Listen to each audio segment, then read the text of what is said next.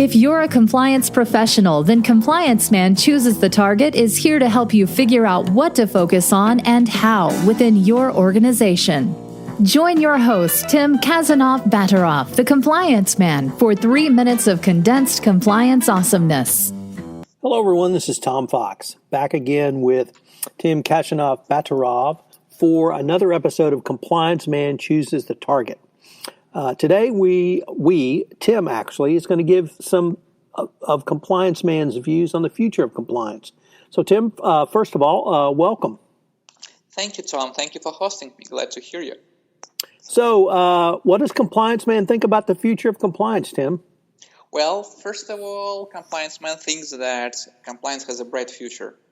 That's the main message from him. And what leads Compliance Man to consider that position, at least from the reality of emerging markets? Well, I think there are a number of things which I would like to discuss today, and I can tell you that we can start, for example, with the definition. What is compliance as such from the emerging markets perspective? So during the last 10 years, I have been witnessing an interesting thing. Compliance became a very popular concept in business and legal communities. Many countries have adopted laws which deploy compliance philosophy. Many corporations have huge compliance departments. In the very same time, there is no universally acknowledged methodology what to consider a compliance system or compliance as such. I think this problem extends far beyond borders of emerging markets, being a global challenge for professional community. I believe compliance as professional occupation has to pass certain stages of development like internal audit did in early 2000s in order to form universally recognized standards.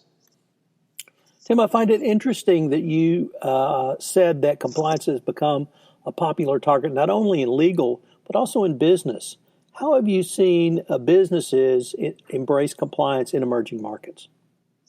Well, I would agree fully with you, Tom, that it's also a very recognized business concept so far. We have seen this term, this definition, this concept when we are reading business newspapers or looking at watching the business websites. So many people around myself, not only lawyers or compliance people, but people from business functions, are already aware about compliance. They were trained because they used to work for multinational companies. We have seen the development of compliance system in big national companies, national champions, all across the emerging markets of the former Soviet Union. So I would fully agree with you that business community now knows much more about compliance comparing what we have seen maybe 10 years ago. Tim, one of the things that has struck me about the compliance community in Russia, emerging markets, former states of the Soviet Union, is the age of the compliance professionals, yourself included. But I've also met multiple compliance professionals from Russia, from Ukraine, from other countries in emerging markets, and they tend to be younger than compliance professionals in the United States. In the United States, I think people like myself picked up the torch from the original founders of, or the original instigators of compliance, but there's going to be a next generation of compliance professionals coming. What does Compliance Man think about the next generation of compliance professionals? That's a very good point, Tom. Thanks for raising it. Well, based on what we have discussed earlier on, we came to another challenge, which is the preparation of new generation of compliance professionals. Let's take the following example. When employer hires a graduate from a law or medical school, he or she has a clue what knowledge and skills a graduate has. In case of hiring a young compliance professional, at least here at the emerging markets, it is impossible to evaluate his or her academic proficiency, as there are so many courses, trainings, academic programs, which might not share even very basic compliance methodological approaches. So, Tim, I don't know if you've heard this phrase, but in the United States, we say that all politics is local. And what that means is it really doesn't matter if you're the president, if you're a senator, if you're a representative. People care about local issues, and that's what affects them the most. I wonder what Compliance Man might think about that translating that phrase into think globally, act locally. Yes, Tom, that's a very fair statement. And when we're talking about emerging markets, this is very fair as well. So I would think that implementation of corporate anti-corruption programs in the reality of emerging markets requires necessity to address both local legislation and extraterritorial laws, as for instance the British anti-bribery law and of course the FCPA. Big multinationals also have piles of internal ethical rules to be deployed at their subsidiaries internationally.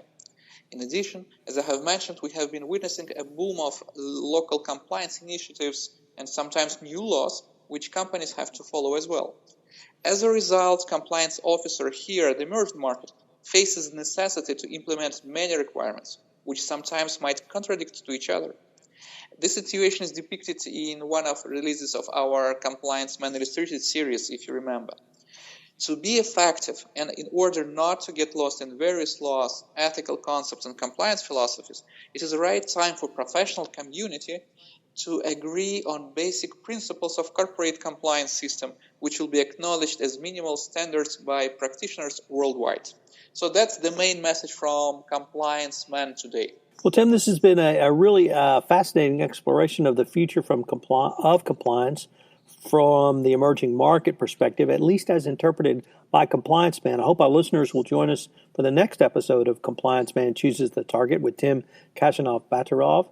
And we're going to link to some tips from Compliance Man in our show notes. I hope you will join us again. Tim, thank you so much. Thanks for joining us for this episode of Compliance Man Chooses the Target. Help us get the word out by rating and leaving a review.